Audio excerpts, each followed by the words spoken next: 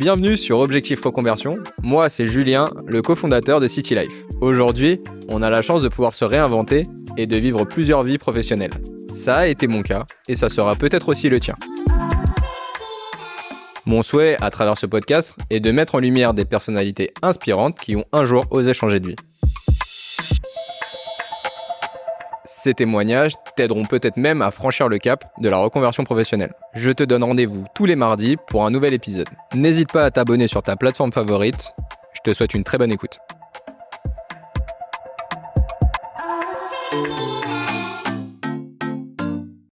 Salut Julien. Salut Julien. C'est un plaisir de te recevoir aujourd'hui. On va pas faire semblant, on se connaît depuis de très nombreuses années. On s'est connus depuis qu'on est tout petit. J'ai voulu te recevoir aujourd'hui parce que je pense que tu as un parcours justement avec pas mal d'étapes et pas mal de choses qui pourront en inspirer plus d'un. Ce que je te propose, c'est comme tous les autres, aujourd'hui, c'est de me dire ce que tu fais aujourd'hui. Bah écoute, merci pour l'invitation. Avec plaisir. Je vais pas dire que je me sens honoré, mais presque. Non, aujourd'hui, je suis directeur d'une agence City Life, la première en l'occurrence, puisque c'est celle de Gambetta. Donc, j'ai eu le plaisir, après un parcours, on va dire, en tant que conseiller, d'évoluer et puis d'ouvrir cette première agence et de la diriger aujourd'hui. Et donc, si aujourd'hui tu es là, c'est que bien évidemment, c'est que ça, c'est la fin du parcours. En tout cas, c'est le parcours actuel.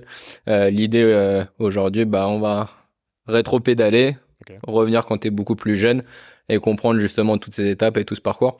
Donc, explique-moi un petit peu ton parcours en jeune, d'un point de vue scolaire et pour le coup au foot, puisque tu vas en faire à un certain niveau.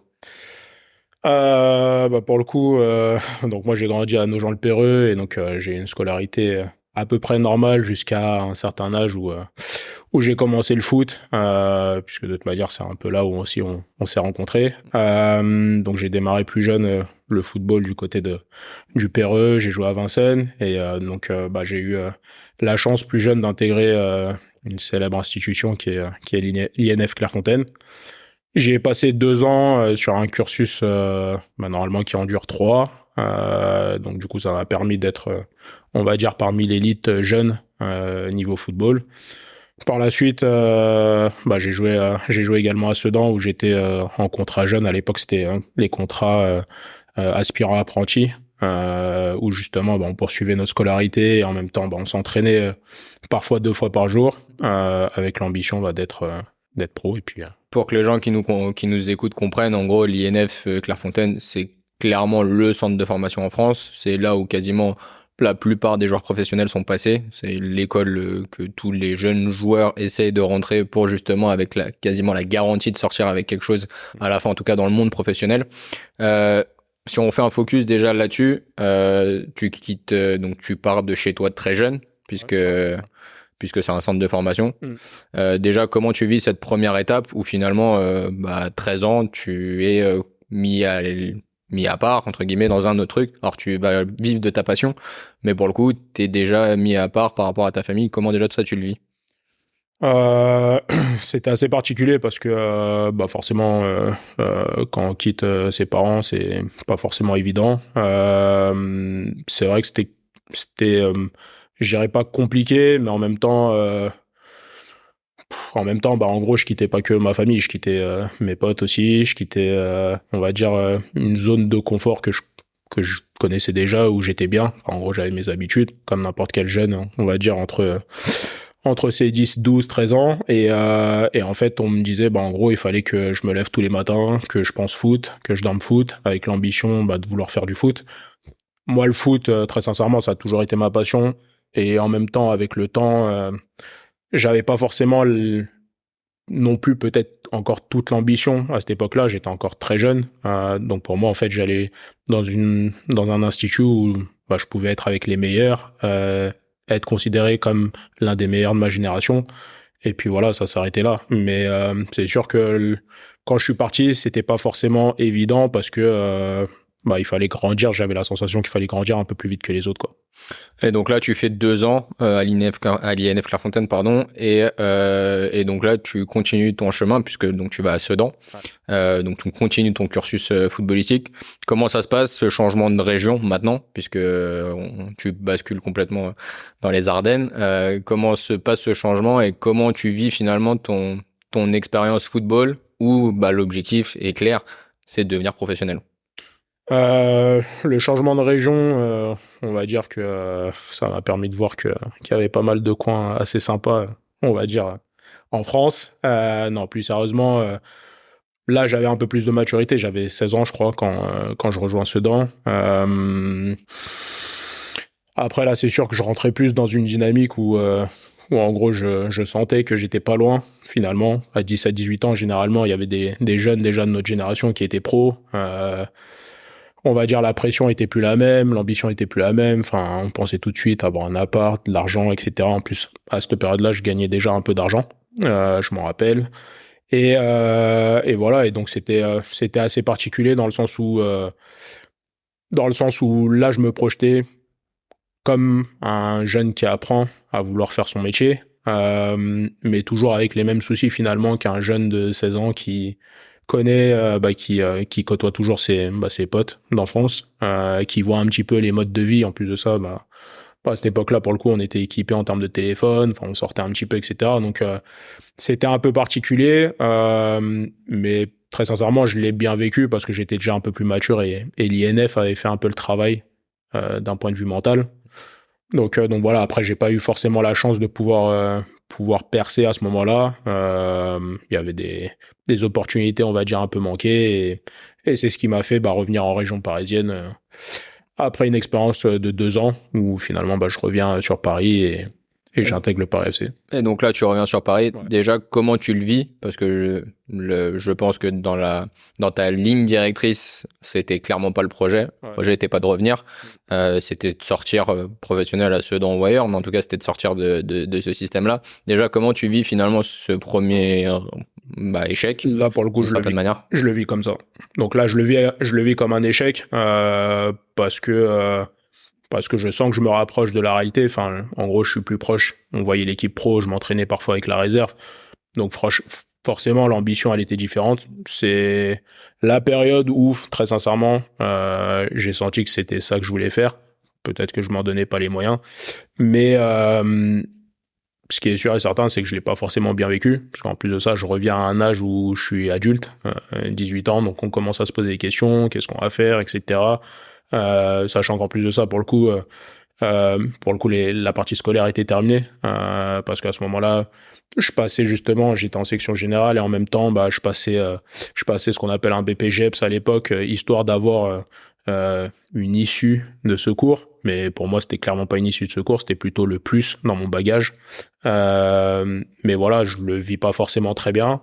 Maintenant, je me dis qu'il y a d'autres moyens de rebondir et c'est pour ça que je reviens au Paris FC, qui était à l'époque en national. Et donc voilà, je me dis, il faut trouver un autre moyen d'y arriver, quoi.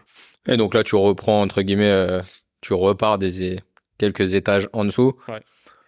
Combien de temps ça dure, cette période-là et cette construction justement au Paris FC, où finalement tu reviens dans un process où lorsque tu es à l'INF ou lorsque tu es à Sedan, tu es dans un cocon, tu es protégé, entre guillemets, d'une certaine manière. À partir du moment où tu reviens au Paris FC dans région parisienne, tu as plus cette protection-là, c'est-à-dire qu'il y a plus ce cadre-là, en tout cas plus ce planning qui est fait pour être performant qu'au football. Ouais. Comment tu vis cette période-là et est-ce que ton ambition reste la même à ce moment-là?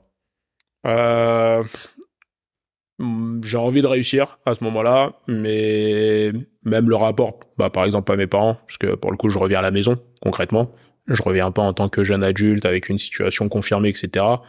À ce moment-là c'est compliqué parce que je sens que la pression elle est effectivement plus que sur le foot, elle est sur ma vie à moi personnelle. Je sens que je deviens un homme, qu'on me traite aussi forcément comme un homme, donc honnêtement, ça n'a pas été simple.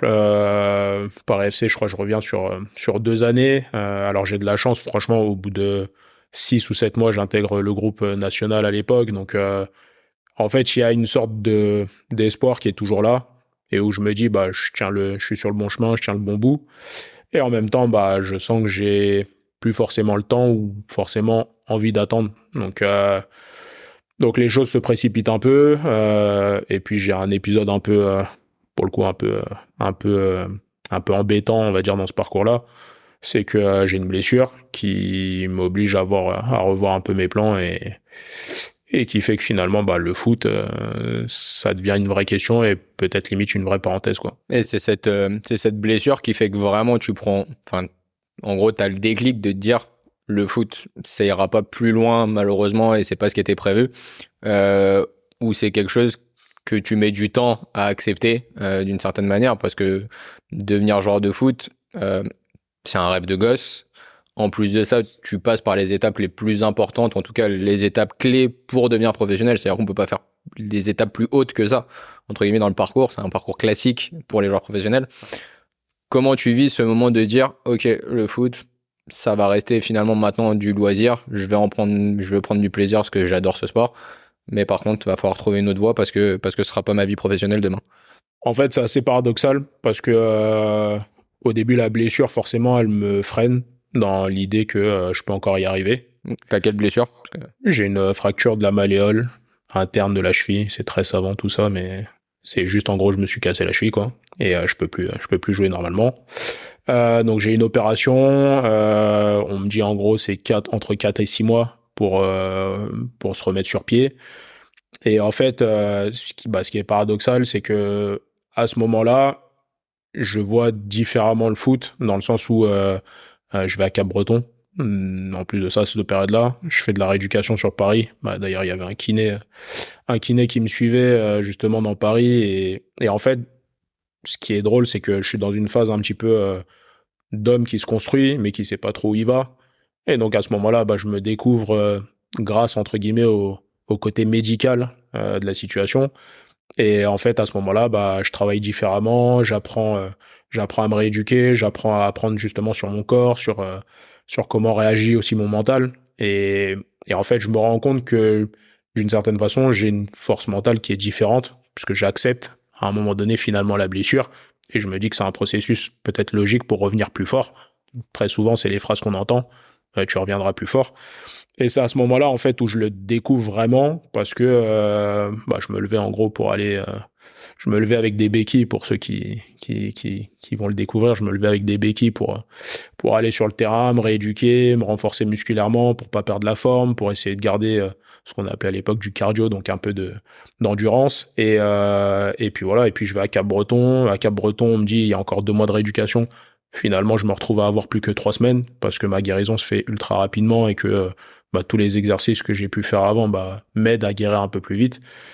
Et en fait, à ce moment-là, je me dis, le foot n'est peut-être plus, entre guillemets, la seule option, parce que je sens que je suis capable de faire d'autres choses. Et ce qui est marrant dans ce que tu dis, c'est que de ce qu'on entend et de ce qu'on découvre, c'est qu'en fait, c'est peut-être la première fois que tu te sens réellement concerné par le travail physique, athlétique, etc. Au moment où quasiment tu comprends que que le foot, il n'y a pas que ça qui existe et que tu vas peut-être faire autre chose finalement. Finalement, ces deux trucs sont complètement opposés puisque c'est à ce moment-là que tu commences à rentrer dans un processus d'entraînement peut-être un peu plus intense et un peu plus sérieux. En fait, ouais, c'est pour ceux qui me connaissent, pour le coup, toi tu me connais, donc voilà. Beaucoup savent que, moi j'étais un joueur offensif, donc milieu offensif. J'aimais la balle, j'aimais pas courir. Je défendais pas beaucoup d'après certains, mais je défendais quand même. Et en fait, je me rends compte que je commence à prendre goût au travail. Je commence à prendre goût au fait de se fixer des challenges, des objectifs, alors qu'auparavant, j'ai réussi d'une certaine façon, que ce soit à Clairefontaine, Sedan quoi, à faire passer peut-être une certaine forme de talent, on va dire, mais pas forcément une réelle ambition, une réelle démarche affirmée. J'étais très jeune, etc. Le foot, c'était que du kiff pour moi à ce moment-là. Alors que là, je sens que les choses sont un peu plus structurées dans une période où je suis un peu plus vulnérable. Donc, à ce moment-là, en fait, je me dis que y a beaucoup de choses, en fait, que j'apprends pendant cette rééducation qui me font dire que je peux peut-être faire plus que ce que j'imagine. Je me dis pas que ce sera pas le foot, mais bizarrement, je me dis que je suis capable de faire plus de choses à ce moment-là. Et donc là, tu reviens sur Paris, tu reprends le foot à ce moment-là. Je change de club, je vais à Créteil d'ailleurs. Donc tu changes de club, et ça va pas se passer comme prévu, malheureusement. À quel moment il y a le clap de fin, entre guillemets, sur le football? Donc quand je vais à Créteil, en fait, je reprends avec la réserve à l'époque qu'on appelait CFA2. J'intègre au bout de, je crois, 2-3 mois, le groupe national là-bas. Je m'entraîne, c'est très prometteur, etc. Et en fait, je me reblesse à la cheville. Donc forcément, là, pour le coup, j'ai rebelote, rééducation, je sais ce que c'est, etc. Et en fait, à ce moment-là, je parle pas de mon épouse, mais je vais en parler. Marion, que tu connais, je l'ai rencontrée à Sedan, et en fait, on a aussi des projets en commun. Et donc, il y a beaucoup de choses qui se bousculent. Et je me dis, à un moment donné, il faut avancer, quoi. Faut avancer. Mon rêve aujourd'hui, je le vis entre guillemets plus seul. Je le vis à deux. J'ai des responsabilités aussi, entre guillemets, vis-à-vis de moi, de ma famille. Je me dis, il faut avancer dans la vie. Il y a peut-être d'autres choses à aller explorer. Et en fait, la blessure a été d'une certaine façon une sorte de soupape pour me permettre d'avancer, d'aller explorer d'autres choses. Donc c'est après finalement cette deuxième blessure, je me dis, ok, je vais la faire la rééducation pour me remettre sur pied.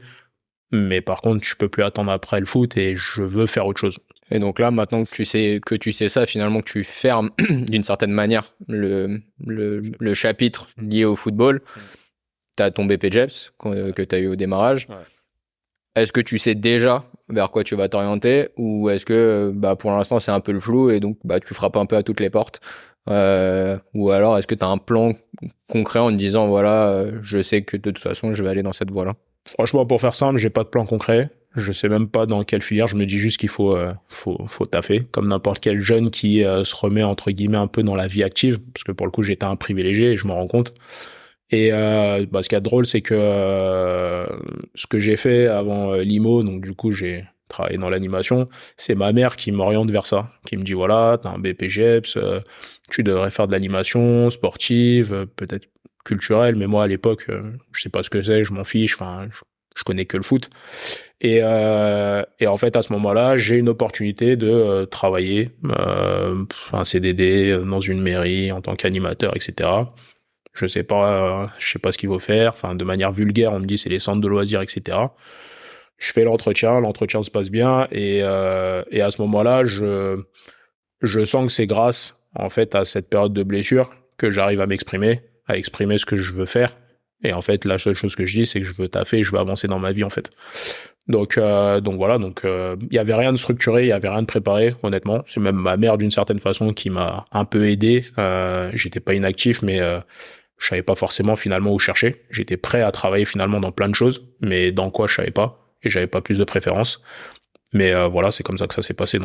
Et donc là, tu arrives dans la mairie grâce à ta maman, grâce à la relation et grâce à son, entre guillemets, en te disant tu devrais regarder dans cette voie-là. Donc tu arrives dans la mairie, tu fais ton CDD. Ouais. Quelles sont les étapes ensuite à la mairie? En gros, j'étais en CDD en tant qu'animateur. Ensuite, on m'a proposé un CDI parce que ça se passait bien. J'ai dû faire 2 ans en tant qu'animateur sur le terrain. Donc en gros, c'était les périodes, ce qu'on appelle périscolaires. L'accueil du matin, la restauration le midi, le centre de loisirs, etc. J'interviens de temps à autre dans les services des sports aussi, parce qu'ils savent que j'ai un BPGEPS, etc. Et en fait, très vite, en fait, l'évolution va être intéressante, parce que finalement, on me propose de gérer une structure, de l'encadrer. Puis de cette structure-là, finalement, au bout de 2 ans, on me propose de gérer un centre de loisirs. Puis après, on me propose d'être coordonnateur d'un service. Donc ce qui équivaut du coup à organiser toute une structure pédagogique et mettre en place un projet d'accompagnement. Et puis voilà, et puis ça se passe, en fait j'y prends goût à ce moment-là, parce que je sens que les choses sont structurées, je sens que que j'évolue. Et en fait c'est comme si cette période de blessure, en fait, si tu veux, elle m'avait apporté une façon de penser, une façon de travailler. Donc pour le coup, j'étais très travailleur, ce qui est assez paradoxal avec avant, où j'aimais pas forcément faire du travail de fond. Là, je suis très travailleur, je me découvre d'une certaine façon une envie de faire avancer des choses, de prendre part à des choses. En plus, pour le coup, on travaille avec des publics jeunes, donc ça a un peu de sens d'avoir du relationnel avec les plus jeunes, de leur proposer des choses pour que justement, eux, ils puissent avancer et arriver à ce qu'ils ont envie de faire. Enfin, il y a l'école, mais il y a aussi entre guillemets, des moments de récréation ou des moments récréatifs. Et c'est à ce moment-là où je me dis, ce que moi, j'aurais aimé peut-être plus jeune, je peux peut-être leur apporter avec une notion de plaisir, et tout en gardant le côté pédagogue. Et puis voilà, et puis j'y prends goût, et finalement, je fais 7 ans en tout et pour tout, quoi. Donc là, tu fais 7 ans. Ouais. De ce qu'on entend, c'est que il y a une vraie évolution. Tu grandis dans ces structures-là. Tu grandis en termes de poste, en termes de responsabilité, Ouais. etc.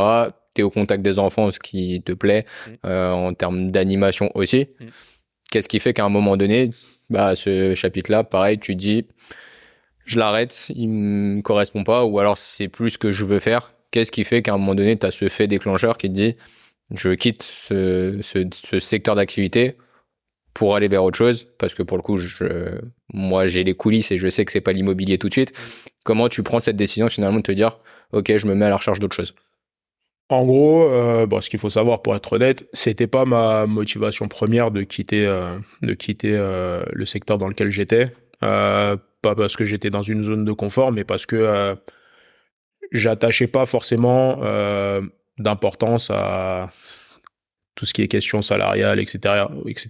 J'avais des avantages à être en mairie, mais on touche pas non plus des gros salaires, c'est pas la question. Donc il y avait pas de question liée au salaire, pas de question liée à... C'était juste en fait ce que je faisais au départ sur le terrain avec les enfants. Après j'avais plus un rôle d'encadrant vis-à-vis du personnel, puisque pour le coup je gérais des équipes, soit en transversal, soit en direct. Et donc à un moment donné, dans ma démarche, je suis allé beaucoup plus loin que le simple fait d'être animateur. Je suis allé dans une démarche où je voulais faire évoluer également, entre guillemets, une politique locale pour faire évoluer les gens. Même finalement des gens qui étaient avec nous, qui travaillaient avec nous, leur offrir des perspectives de carrière, etc. Donc je me suis embarqué un peu dans un projet qui était peut-être limité. Limité de par ma voix, limité de par mon rôle, etc. Et en fait, j'ai trouvé à un moment donné qu'il y avait peut-être plus forcément de challenge, d'objectifs au bout, de perspectives au bout. Moi, je fonctionne beaucoup comme ça. Maintenant, c'est ce dont je me suis rendu compte. Et donc, à ce moment-là, en fait, j'arrive pas à avoir de suite. Donc, je me ressens un peu sur moi-même. Je sens que j'ai plus forcément de plaisir parce que mes messages ne passent plus, parce que mes efforts, pour le coup, je sens pas qu'il y a du soutien et je sens pas que ça porte ses fruits. Et donc à ce moment-là, je me ressens sur moi et je me dis, j'ai besoin de quelque chose qui me stimule, quoi. Ce qui m'a stimulé au début, finalement, n'était plus le cas à un moment donné. Et en fait, je sentais que j'arrivais à certaines limites. Et donc là, à ce moment-là, donc tu prends la décision de changer. Ouais. Tu sais pas où encore. Dans quel domaine d'activité t'intéresse, ou en tout cas vers quelle activité tu vas chercher. Ouais. Tu sens que c'est quelque chose qui peut te parler.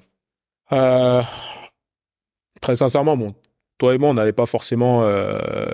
pas forcément dans nos échanges de l'IMO. Tu me parlais de l'activité à l'époque, mais j'y prêtais pas plus que ça attention parce que j'étais dans un domaine différent et finalement c'était pas du commerce, c'était plus de l'enseignement, de l'accompagnement, etc. Donc je voyais pas le lien entre les deux et donc forcément ça faisait pas hyper écho chez moi. Ce qui m'intéressait c'était ton évolution, etc. Mais sinon en dehors de ça, voilà. Et en fait, je sais pas comment, c'est en cherchant, mais toujours pareil, en cherchant un petit peu sans savoir quelle était ma voie. À cette époque-là, en fait, ma dernière année, je passe un DE, donc un diplôme d'État avec l'ambition, en fait, à terme, si ça s'arrête pas à la mairie à l'époque, pourquoi pas de rebasculer dans le sport. Avoir un DE, avoir un DES, etc. Donc mon DE, je le passe en VAE. Donc ça se passe bien, tout se passe bien, donc ça est validé, etc. Et l'idée d'avoir un DES à un moment donné, c'est de rebasculer dans la branche football en tant qu'entraîneur, etc. Des fois, on en parlait un petit peu, c'était un petit peu l'ambition. Et donc à ce moment-là, je me dis, je veux quelque chose où je ressens des émotions. Parce que j'en ai ressenti au début, finalement, dans l'animation, à certains moments. Et que là, j'ai besoin de trouver ça, parce que sinon, pour le coup, c'est une vraie issue, une voie sans issue, en fait. Je me demande à ce moment-là, qu'est-ce qui va plus me motiver que ce que j'ai connu soit dans le foot, ou que ce que j'ai connu au début du métier de l'animation. Et je sais pas pourquoi, je cherche dans le commerce. Donc, je crois que je fais un entretien chez K par je fais un entretien chez une autre boîte qui fait du B2B avec plutôt dans le gros œuvre. Et en fait, je me dis pas, il y a un domaine en particulier qui m'intéresse, parce que très sincèrement, en fenêtre, je suis nul. Taper à l'époque avec le marteau, c'est pas ma tasse de thé, donc j'y connais rien. Mais en fait, ce que je trouve intéressant à ce moment-là, c'est que je me dis, de la même façon que je suis rentré dans l'animation sans savoir, sans connaître le public, sans connaître les outils pédagogiques, etc. Je me dis, un challenge peut-être à voir si je peux être bon et apprendre. Donc, en gros, performer dans un truc que je connais pas. Et je fais des entretiens qui sont, pour le coup, très fructueux. Je sens que, forcément, j'ai des facultés à m'exprimer, à mettre en avant, peut-être une manière incisive de proposer des choses, etc. Et donc voilà, donc les retours sont plutôt bons. J'ai même 2 propositions. Donc je savais pas ce que c'était les statuts de commerciaux, etc. Mais il y avait des avances, etc. Et donc à ce moment-là, je crois qu'on en parle, mais brièvement. Et en fait, la perspective de l'IMO, j'ai pas de rapport en fait particulier avec l'IMO. Je me dis pas l'IMO c'est chouette, etc. Honnêtement, j'y connais rien. Mais j'ai une vraie envie à ce moment-là de découvrir quelque chose qui va me stimuler et qui va me passionner. Un truc où je sais que je vais me remettre en question et où surtout j'aurai la sensation que mes efforts portent leurs fruits. Mais là, pour le coup, je le pense un peu plus égoïstement en fait. Et donc là, tu prends la décision de l'immobilier. En tout cas, je t'oriente et je fais ce qu'il faut après tous tes entretiens pour que finalement tu aies un entretien chez nous. Tu quittes ton poste de stabilité entre guillemets de la mairie. T'as une voie qui est un peu tracée, etc. Familialement, comment le vit ta femme par rapport à ça, puisque tu fais un changement complet, c'est-à-dire que t'es passé d'un truc stable près de chez toi, dans une mairie à côté de chez toi, où finalement tu repars dans un nouveau métier un peu plus bagarreur, dans un nouveau domaine d'activité. On ne sait pas si tu vas être bon. Comment ça se passe à ce moment-là, ce changement-là?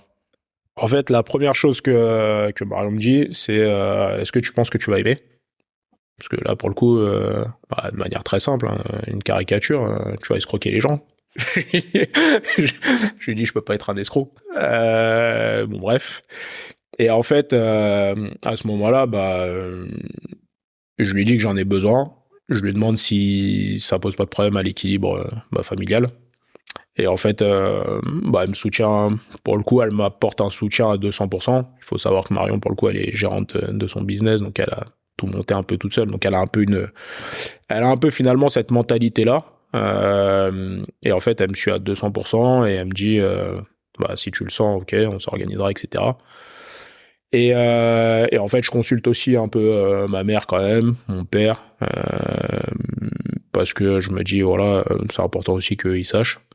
À ce moment-là, j'ai ma fille aînée qui à l'époque est encore un peu petite, mais voilà, il y a une organisation de vie, il y a la famille, etc. Mais en fait, c'est bien accueilli mais c'est important pour moi d'avoir le retour des gens autour de moi, même si je sais pas pourquoi je suis convaincu à ce moment-là que c'est quelque chose, peut-être pas dans lequel je vais réussir, mais c'est quelque chose dans lequel je vais prendre vraiment, pour le coup, je pense du plaisir, retrouver quelque chose. J'avais essayé, en fait, j'avais fait des tentatives pendant que je travaille, je reprends le foot, etc. Mais ça devenait compliqué, c'était plus la même ambition, plus le même niveau.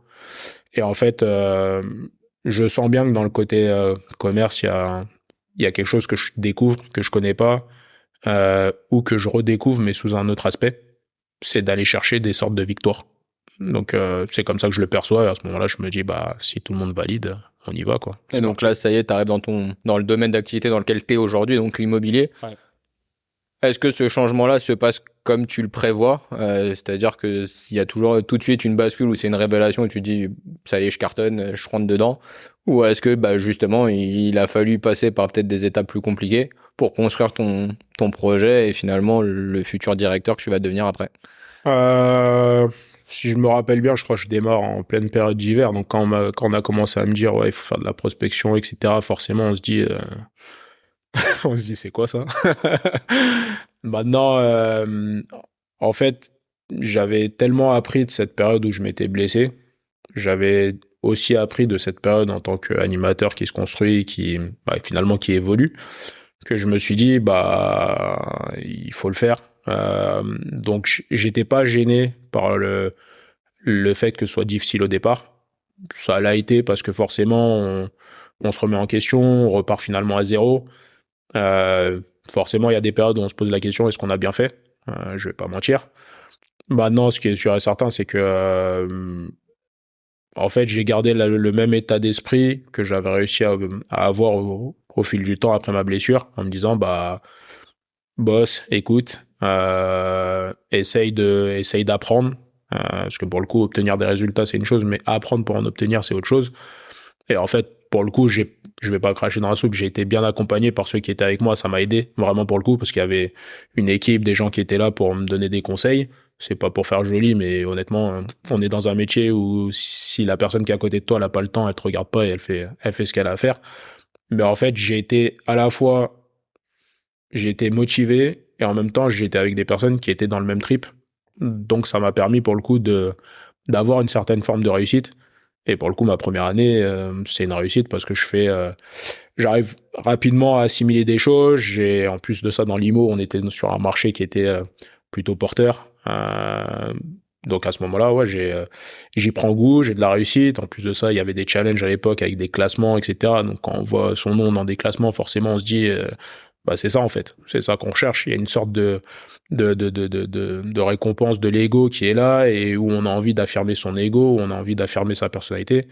Et en fait, bah à ce moment-là, je kiffe. Donc j'ai juste envie, c'est de performer. Et je trouve ce que je cherche en fait. Je trouve le côté valorisant de bosser, d'être récompensé. Et quand je parle de récompense, c'est même pas d'un point de vue en fait salarial parce que ça vient logiquement derrière que chaque travail soit rémunéré plus ou moins à sa juste valeur. Mais je trouve, je rencontre des gens encore une fois et finalement ça me sépare pas tant que ça de mon précédent métier. Je retrouve le côté challengeant et finalement ça me rapproche du foot.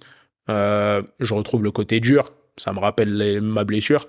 Et il y a plein de choses qui font écho. Et franchement, à ce moment-là, je me dis, bah, c'est ça que je veux, quoi. Il me manque plus que les crampons, quoi. Mais en gros, c'est ça que je veux, quoi. Les crampons dans les agences, c'est un peu compliqué. Ouais, compliqué. Mais en tout cas, donc là, tu arrives dans un domaine d'activité finalement qui reprend beaucoup de choses que tu as vécu avant. C'est-à-dire que ça reprend l'esprit challenge, compétition qu'on peut retrouver dans le sport de haut niveau et également le côté relationnel qui est ultra présent dans l'immobilier. Donc là, tu as une belle évolution puisque maintenant t'es directeur d'agence.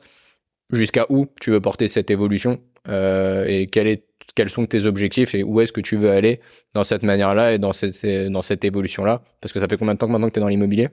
Ça va faire 6 ans à partir de la rentrée prochaine. Okay. Donc 2024, ça fera 6 ans. Et donc l'objectif maintenant? L'objectif, c'est de continuer d'évoluer quand même. Non, après, en fait, c'est d'arriver à partager ce que moi j'ai appris aussi à des gens qui ont envie de réussir. Parce que pour le coup, ce qui est drôle dans ce métier-là, c'est que je me suis aperçu qu'il y avait beaucoup de gens qui n'étaient pas issus du domaine. C'est un peu le thème pour le coup. Mais c'est vrai depuis le plus bas de l'échelle. Finalement, on a des conseillers ou des conseillères qui sont allés à l'école, qui sont surdiplômés, qui sont surqualifiés, qui étaient dans d'autres voies, etc. Et en fait, ils arrivent dans un métier où il faut réussir à leur faire comprendre que c'est possible de prendre du plaisir, d'être important dans la vie des gens, de bien gagner sa vie si on travaille bien, etc. Et ça, c'est quelque chose que j'ai envie d'apporter pour faire grandir l'agence aujourd'hui que je dirige, pour pourquoi pas faire évoluer ou participer à l'évolution de personnes justement qui ont choisi de s'orienter vers ce domaine-là ou de se réorienter vers ce domaine-là. Et puis après, honnêtement, je me fixe pas de limite. En fait, l'IMO, je me rends compte que ça m'ouvre différentes portes. Pourquoi ? Parce que finalement, je rencontre de tout genre. Je rencontre des gens qui sont avocats, des gens qui sont médecins, des gens qui sont sans profession, des gens qui étaient directeurs de telle chose. Et en fait, je me rends compte que finalement, l'immobilier, c'est quelque chose qui parle à tout le monde. Donc en réalité, c'est un secteur qui ouvre pas mal de connexions, pas mal de branches, qui permet d'évoquer différents sujets de la vie. Honnêtement, aujourd'hui, je me fixe pas de limite. Est-ce que c'est une agence qu'il faut diriger ? Est-ce que c'est cette agence-là ? Parce que pour le coup, l'agence de Gambetta, par exemple, aujourd'hui, ce qu'il y a de bien, c'est qu'on en est arrivé assez rapidement à une période où on sent qu'elle est stable, qu'elle peut continuer de se développer, etc. Donc, pour le coup, c'est quelque chose dont je suis hyper content. Mais derrière, je me dis, il y a peut-être d'autres choses à l'explorer. Est-ce que c'est ce marché-là ? Est-ce que c'est d'autres marchés ? Est-ce que c'est l'IMO dans la manière dont on le pratique aujourd'hui ? Est-ce que c'est pas finalement des choses qu'on peut créer dans l'IMO ?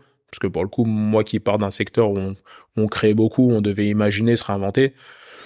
Moi, l'IMO, je le vois aussi comme un secteur où finalement, on peut parler de beaucoup de choses, proposer beaucoup de choses. Donc voilà, donc je veux pas faire non plus que entre guillemets, de la partie de terrain ou agence, mais peut-être participer un petit peu à l'évolution du métier et puis créer des connexions avec d'autres choses. On arrive à la fin du podcast. Ouais. J'ai 2 questions que je pose à tout le monde. La première, c'est est-ce que tu estimes avoir vécu une reconversion réussie aujourd'hui? Pour le moment, je vais pas dire non. Hein. Je suis très content. Donc, ouais. Je peux pas répondre à ta place. Donc, voilà. Et la deuxième chose, c'est, alors pas forcément un sportif, mais quiconque, un jeune que tu as en face de toi aujourd'hui ou quelqu'un de plus âgé qui se pose des questions sur son avenir. Quel conseil tu lui donnerais lié à ton parcours à toi, à ton expérience à toi?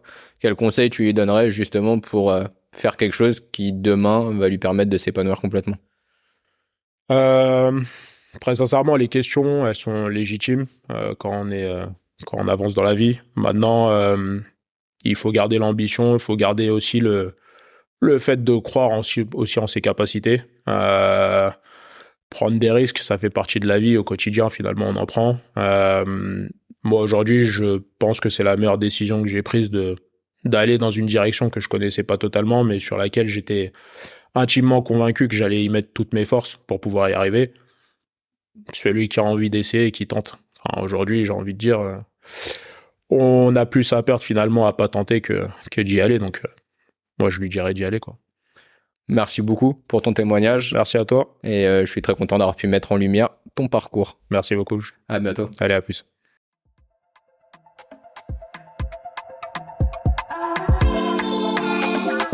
Merci d'avoir regardé et écouté cet épisode. N'hésite pas à t'abonner et à le partager à ton réseau. Si tu souhaites avancer dans ton projet de reconversion professionnelle, n'hésite pas à me contacter via le lien en description. On se retrouve mardi prochain pour un nouvel épisode.